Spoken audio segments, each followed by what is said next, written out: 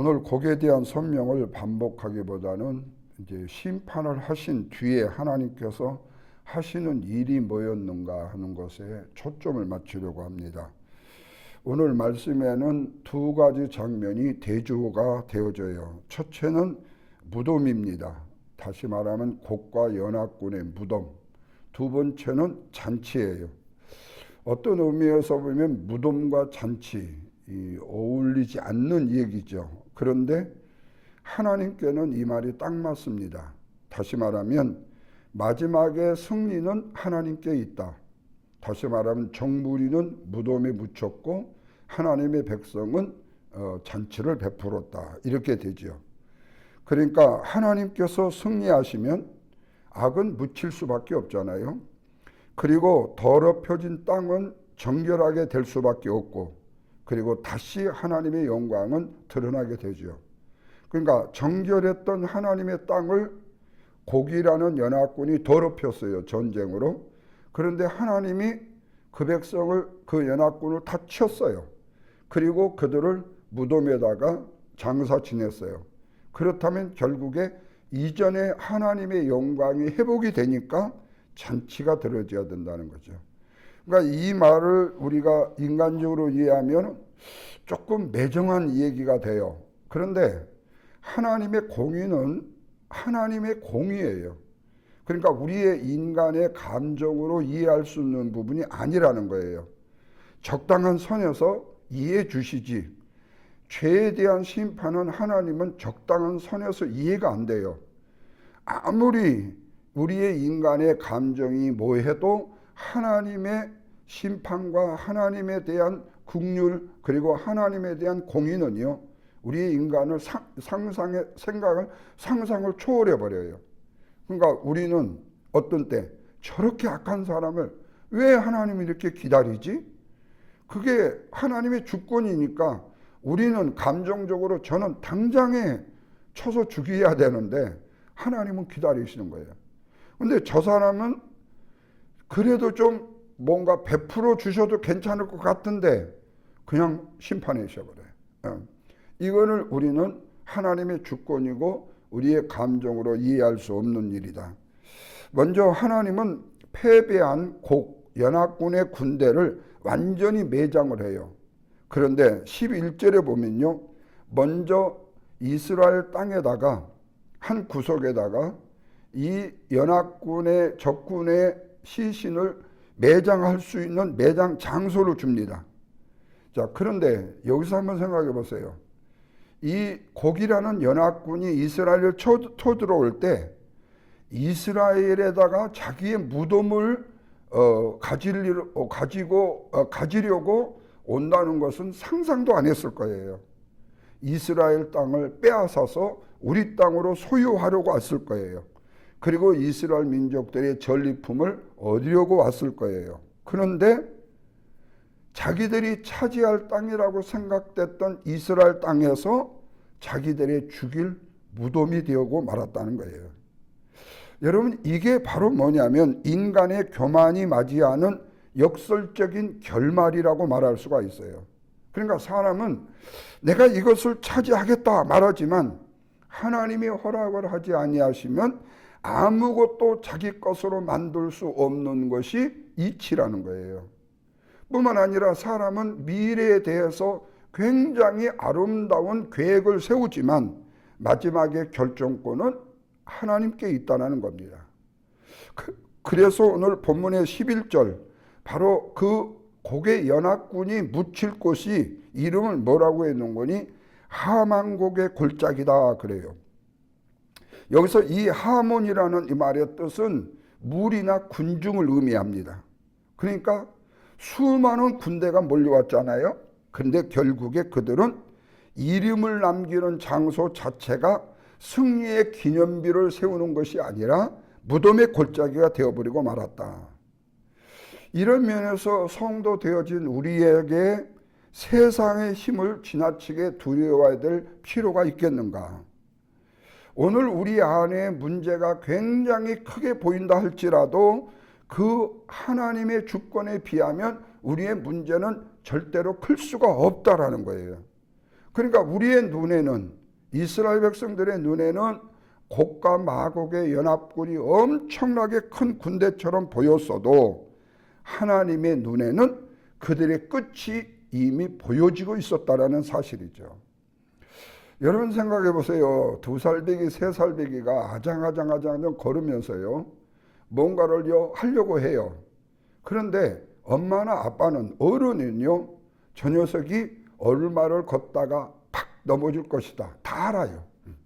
근데 걔는요, 끝까지 뛰어올 것처럼요, 그냥 뛰어요. 근데 분명히 몇 걸음 가다가 엎어져.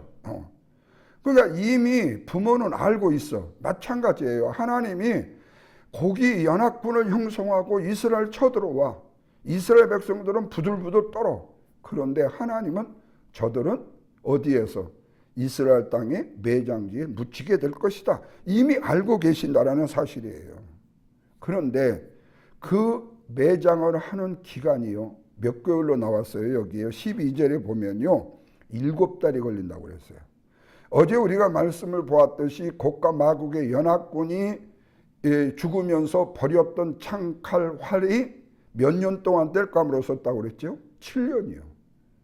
그러니까 그들이 버린 무기가 7년 동안 이스라엘 백성들이 산에 가서 나무를 해오지 않아도 땔감으로 쓸 정도로 많았는데, 그 시신을 묻는 기간이 7달이라는 거예요.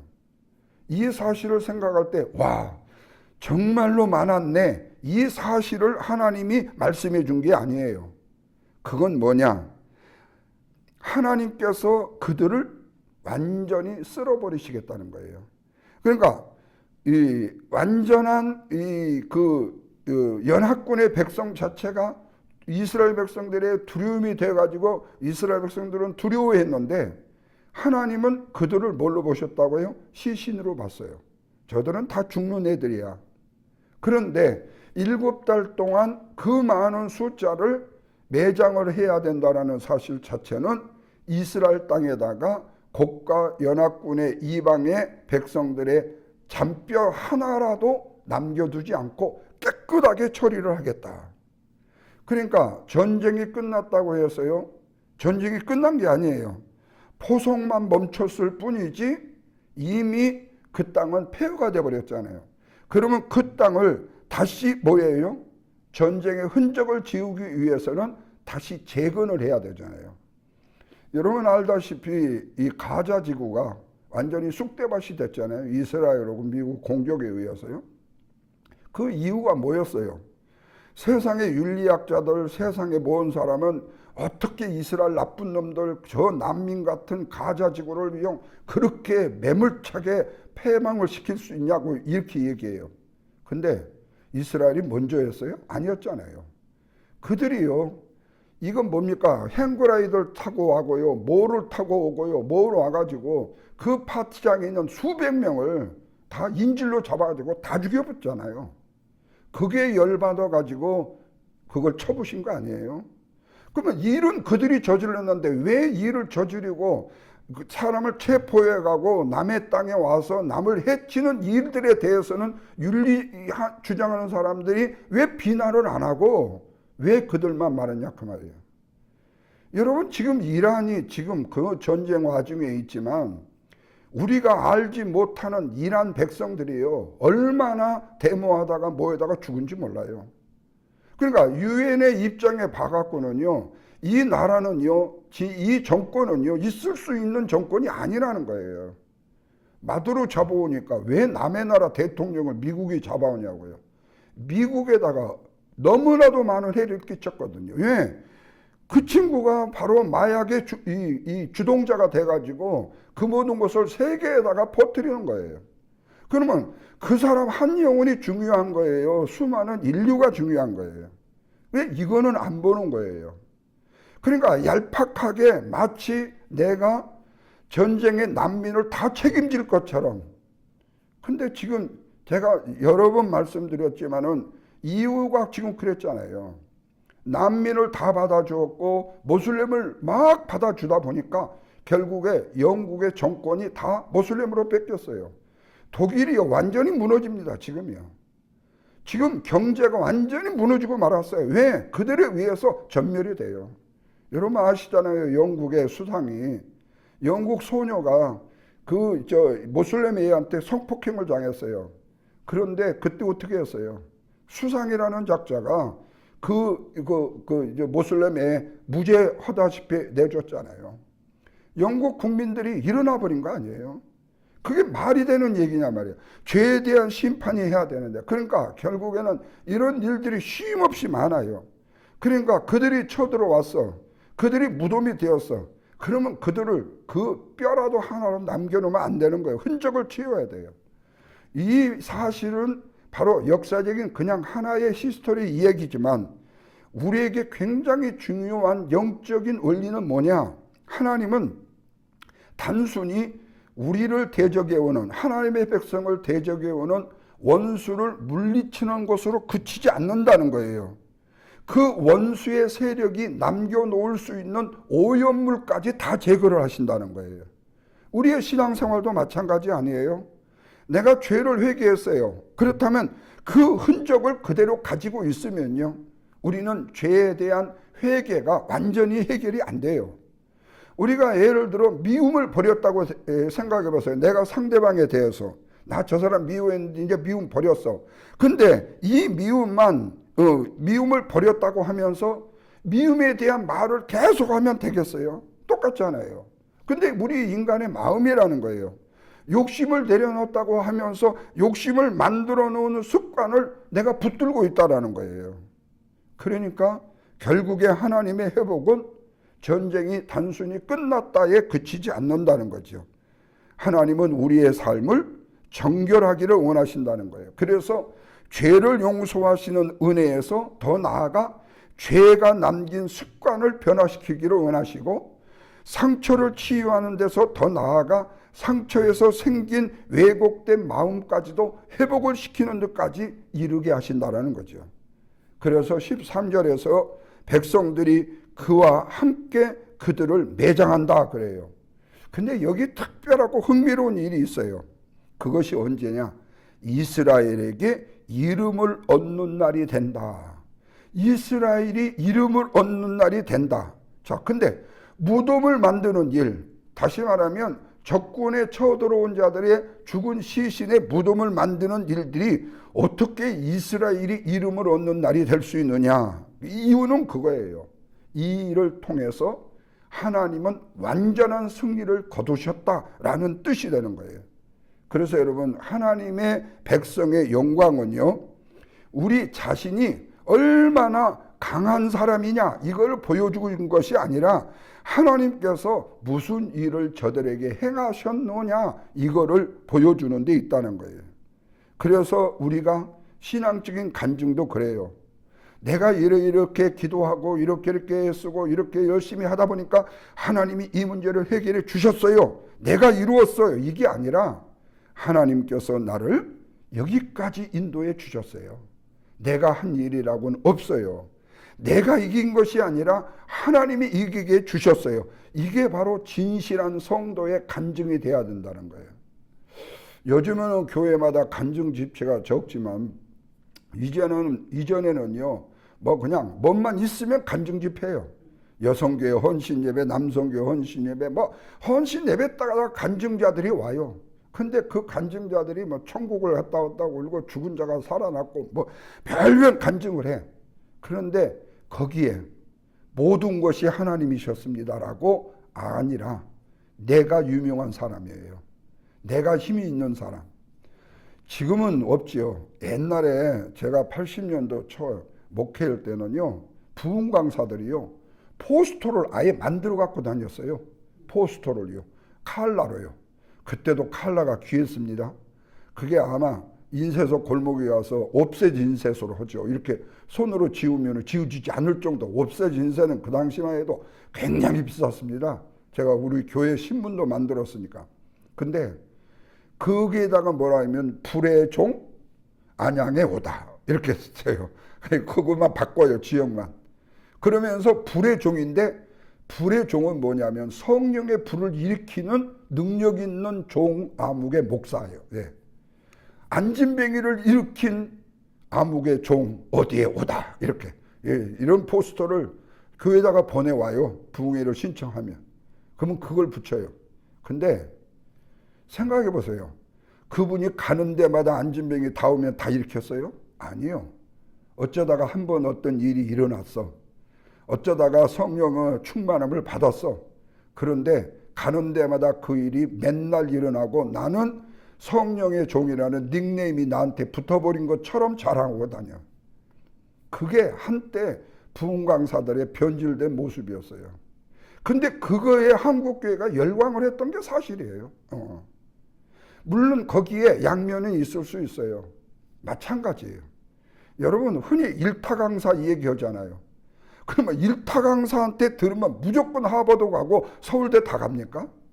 지가 하기 나름이잖아요. 흔히 또 그래요. 내가 시애틀에서 유학생들 많이 있는데 내가 상담을 하다 보면 그래요. 야, 왜 너가 LA로 가려고 그러냐? 그래. 그 LA로 가면 지금 LA에 유명한 뭐 대학들 있잖아요. 그 옆으로 가면요.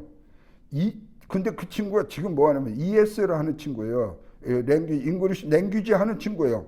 다른 친구들은 6개월에서 1년이면 패스하는데 이 녀석은 1년 가도 패스를 못하고 지금도 ESL에 주저앉아 있어.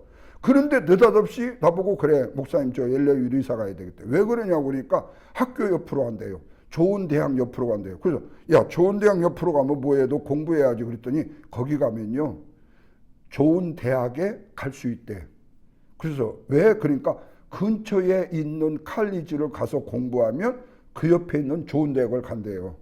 내가 그래서 그랬죠. 야, 너 그런 소리 어디 가서 하지 마.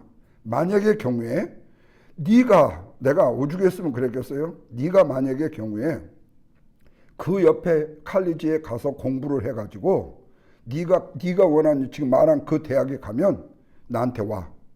내가 그때는 열 손가락에다가 불 태워가지고 내가 하늘로 올라갈게. 내가 그랬어요. 내 말은 뭐였냐? 세상 말로 너 죽었다 깨도 안 돼. 근데 걔 나 안 찾아왔어요. 왜 그런 줄 아세요?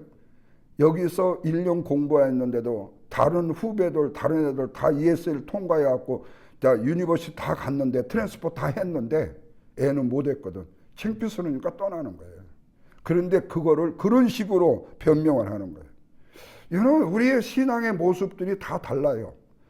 은근하게 자랑을 하고 은근하게 자기를 내세우고 은근하게 자기의 모습을 나타내고 싶은 거.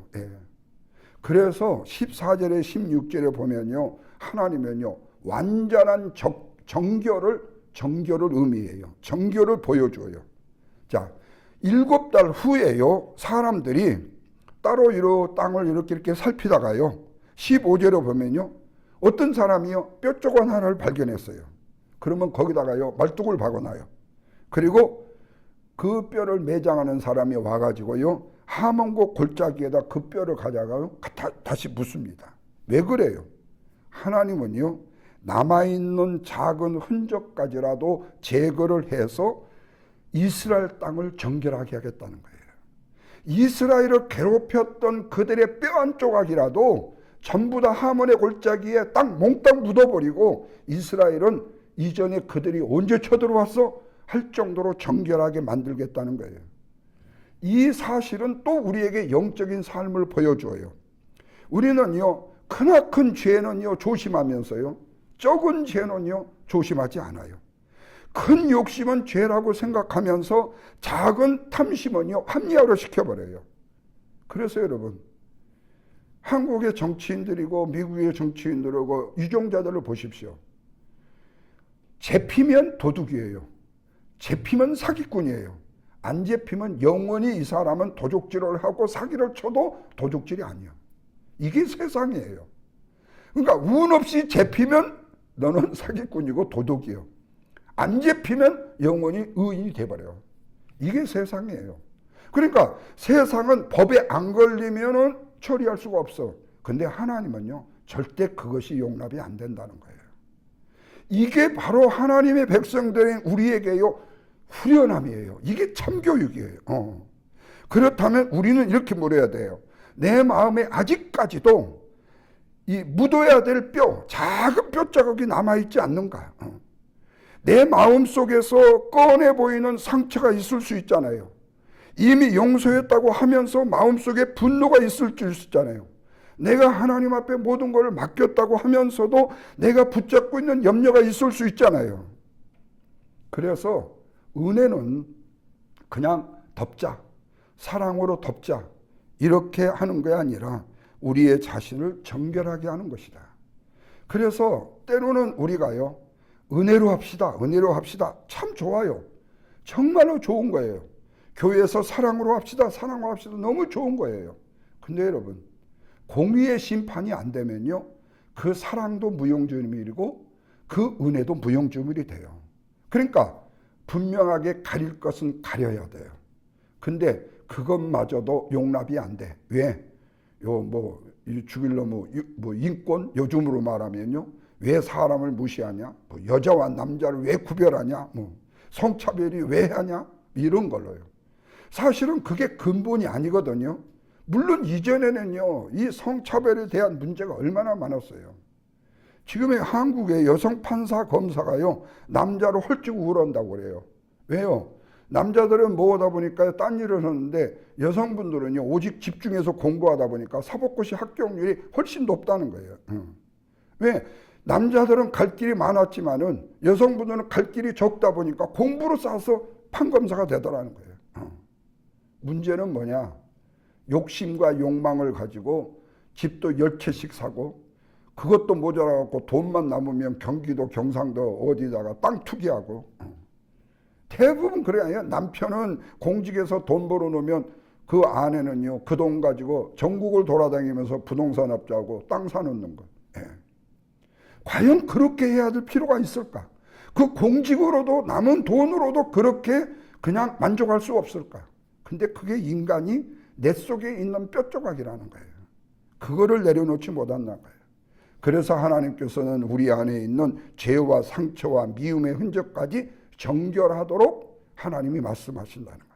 그래서 무덤이라는 것은 정결하게 치우는 예식이다. 두 번째로 산 위에서 잔치를 베푸셔요. 17절 말씀을 보시면 하나님께서 에스겔에게요, 공중의 새, 들의 짐승에게 외치라고 해요. 너희들은 모여라, 이렇게 말해요. 그러면서 희생잔치에 참여해라, 그래요. 여기 충격이에요. 왜? 지금 곡과 연합군의 시신과 그 다음에 그 뼈조각, 그 피를요, 새들에게요, 짐승들에게요, 먹으라고 얘기하는 거예요. 그러니까 전쟁도 참혹한데 그 동물들이 와가지고 그 군대를 먹는 모습을 여기에게 얘기해 주세요. 그러니까 이거는 심판이 보통 심판이 아니죠. 여러분 옛날에 우리나라에 삼족을 멸한다고 하면은 나중에 왕들이요, 죽은 시신도 파내가지고 이거를 목을 잘리고 할 정도 있었잖아요. 자, 그렇다면 고군이요, 이스라엘을 삼키려고 왔어요. 결과가 반대가 되었어요. 자신들이 이스라엘을 먹으려고 왔는데 자신들이 새와 짐승의 먹이가 되어버렸어요. 여기서 하나님의 심판의 역전이 있잖아요. 악이 승리할 것처럼 보여요. 불의한 사람이 잘 될 처럼 보여요. 하나님의 백성들이 오히려 밀려서 패배할 것처럼 보일 때가 있어요. 그러나 성경은 형제의 장면만 보고 결론을 내리지 말라는 거예요. 하나님이 아직 마지막 장면을 보여주지 않았다는 거예요. 그러면서 18절과 19절에서 굉장히 강한 표현을 줍니다. 용사들의 살, 지휘관들의 피, 수양과 어린 양의 염소와 수송아지를 먹는다. 그래요. 이거는 뭐냐? 하나님을 대적했던 세력의 완전한 몰락을 의미합니다. 특별히 왕과 지도자까지도 용서하지 않는다. 그래요. 세상에서는 힘과 권력에 따라서 사람의 서열이 나누어지잖아요. 그러나 하나님의 심판 앞에서는 인간의 모든 계급이 아무런 의미가 없어요.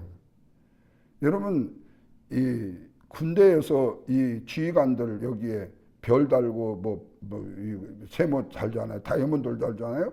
목욕탕에 가보세요. 홀다당 벗고 아무도 구별이 없어요. 그래서 한국에서 심하면요, 정책당이라고 해서 1년의 마지막 한 해를 끝내면서 내년을 준비하기 위해서요, 장로님들하고 목사님이 목욕탕에 가서 빨가벗고 들어가서 회의를 한다고 그러잖아요. 그래서 목욕탕 정책탕이라는 게 옛날에 있었어요. 우수각 쓰는 거예요. 예. 왜? 서로 격이 없이 내가 높다 네가 낮다가 아니라 우리 다 홀라당 벗었다. 예. 그러니까 왕도 하나님 앞에 서야 되고 장군도 평범한 사람도 다 하나님 앞에 서야 된다.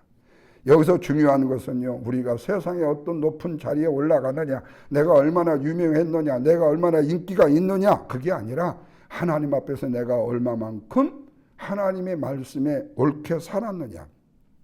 사람에게 인정받는 것보다도 하나님께 인정받는 삶이 중요하다. 그러면서 20절에요, 잔치의 절정이 나옵니다. 내 상에서 배부르게 먹을지니라. 또 하나 표현이 나옵니다. 내 상에서. 그러면 이 잔치의 주인은 이스라엘이요? 아니요. 하나님이라는 거예요. 이 말은 전쟁도 심판도 하나님께 속했고 마지막 승리도 하나님께 속해 있더라. 자, 그래서 이 말씀 속에서 우리가 봐야 될 중심은요, 새도 짐승도 패배의 군대도 아니에요. 하나님의 절대적인 주권. 하나님이 마지막 상을 차리시더라. 인간이 마지막까지 애쓰고 힘쓰는 것이 아니라 강한 나라도 마지막에 결론을 쓸 수 없고 아무리 힘 있는 사람도 마지막에 결론은 누가 쓴다? 하나님이 쓰신다. 그리고 권력이 마지막 결론을 쓰는 것이 아니라 하나님이 마지막 결론을 쓰시더라. 성도가 어렵고 힘들다고요, 너무 빨리 포기해버리고 쉽게 내려놓으면 안 돼요. 왜? 지금 현재 내 아픔과 상처와 고통이요, 마지막 장면이 아니기 때문에 그래요. 반드시 하나님은 마지막 장면을 이루신다는 거예요. 그래서 오늘 내 앞에 원수가 사라지는 것보다도 내 마음속에 미움이 사라지는 것이 중요하고, 문제가 끝나는 것보다도 그 문제를 통해서 하나님을 더 깊이 아는 것이 축복이다.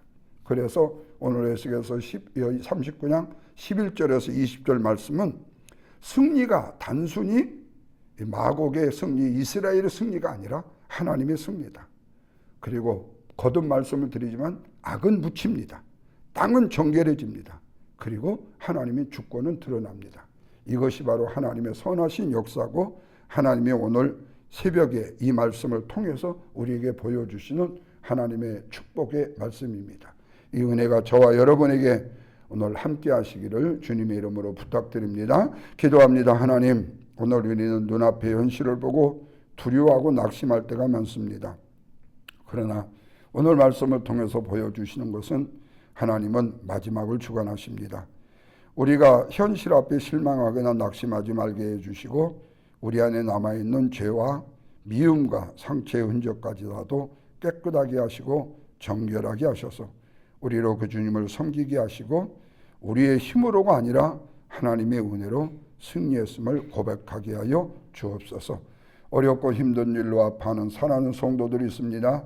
주님 찾아가 주셔서 위로하여 주시고, 그 영혼을 치유하여 주시고 낫게 하여 주시고, 하나님 그 마음의 심령에 인간의 위로와 사랑보다도 하나님의 위로와 평강의 축복이 함께 거하게 하시고, 인간을 붙드는 우리의 위로가 아니라 하나님을 붙드는 위로가 있게 하여 주시옵소서.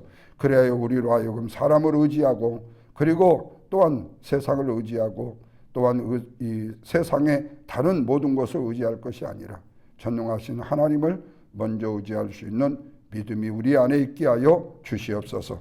어떤 어려운 고통과 아픔과 시련 가운데 있어도 하나님을 붙드는 믿음이 그 영혼에게 필요합니다. 주님, 그 영혼을 인간으로 위로하지 말게 하시고 하나님이 위로하시고, 인간으로 그 마음에 걱정과 염려를 제거하지 않게 하시고, 하나님이 그 영혼의 마음의 염려와 걱정과 한심을 위로하여 주옵소서. 그 놀라운 사실을 통해서 모든 문제를 해결받고 기쁨과 감사함으로 주 앞에 서게 하옵소서. 예수님의 거룩하신 이름으로 기도하옵나이다. 아멘.